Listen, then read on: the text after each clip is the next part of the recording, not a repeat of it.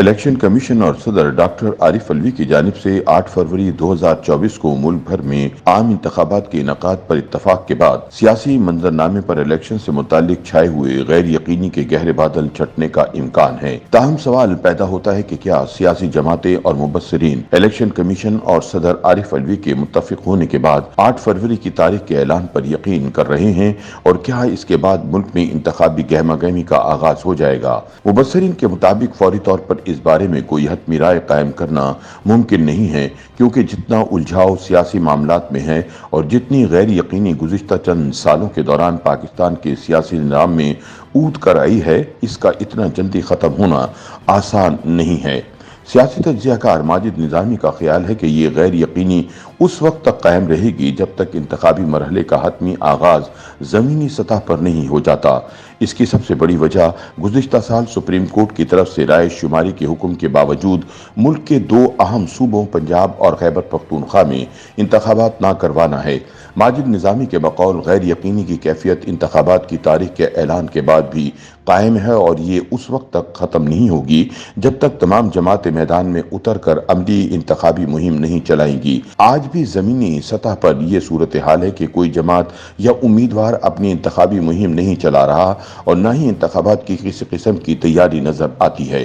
اگر election commission چاہتا ہے کہ یہ غیر یقینی کی صورتحال ختم ہو تو اسے مزید عملی اقدامات کرنی چاہیے۔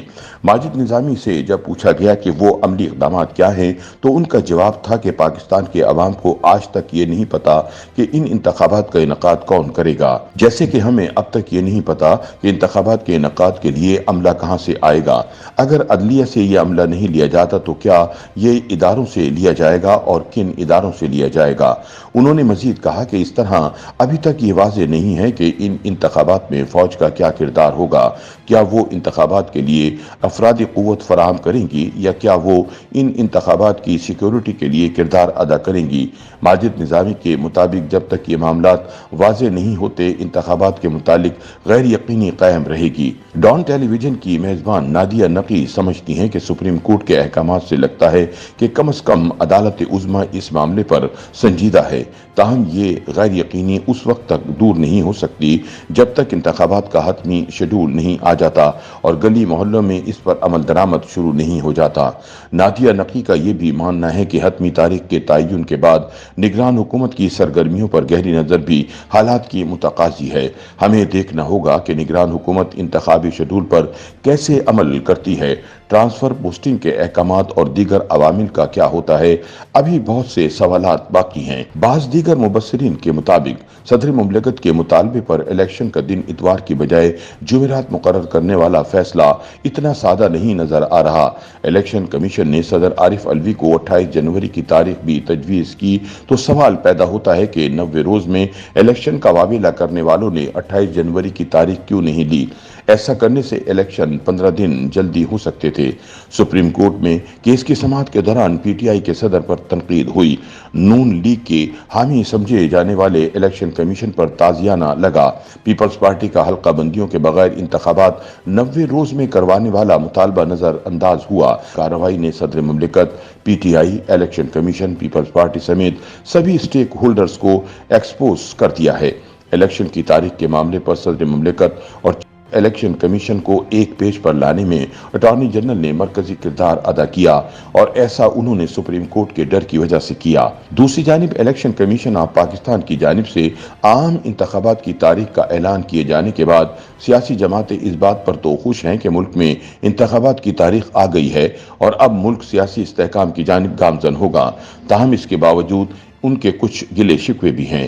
سینیٹ آف پاکستان میں پاکستان تحریک انصاف کے پارلیمانی لیڈر ڈاکٹر شہزاد وسیم کے مطابق آج ایک اچھی خبر ہے کہ انتخابات کی تاریخ سامنے آ گئی ہے، جو کہ خوش آئین ہے، لیکن ایک بری خبر بھی ہے کہ آئین ایک بار پھر ٹوٹا ہے، کیونکہ 90 روز میں انتخابات کا آئینی تقاضا پورا نہیں ہوا۔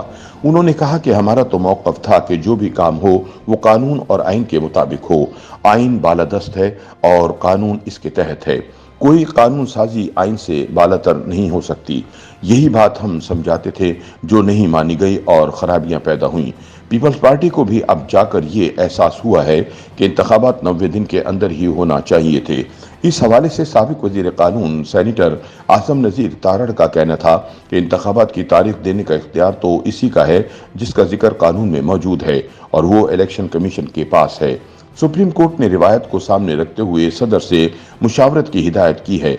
एक सवाल के जवाब में उन्होंने कहा कि मुस्लिम लीग नून इंतखाबात के लिए तैयार है और हमने पार्लियामानी बोर्ड तश्कील दे दिए जो उम्मीदवारों के टिकटों का फैसला करेंगे। पाकिस्तान में इंतखाबात के हवाले से पीपल्स पार्टी ने भी अगरचे नई मर्दमशुमारी की मंजूरी के लिए वोट दिया, लेकिन उनका मौक़िफ़ था कि नई हल्का बंदियों की ज़रूरत नहीं है। पीपल्स पार्टी के रहनुमा सेनेटर शहादत अवान का कहना है कि इंतखाबात की तारीख का वाहिद हल ही वही है जो आइन कहता है। 90 रोज से आगे जाना ही गलत था। ताहम मैं आज अपनी जमात की जानिब से तारीख सामने आने पर खैर मकदम नहीं करूंगा।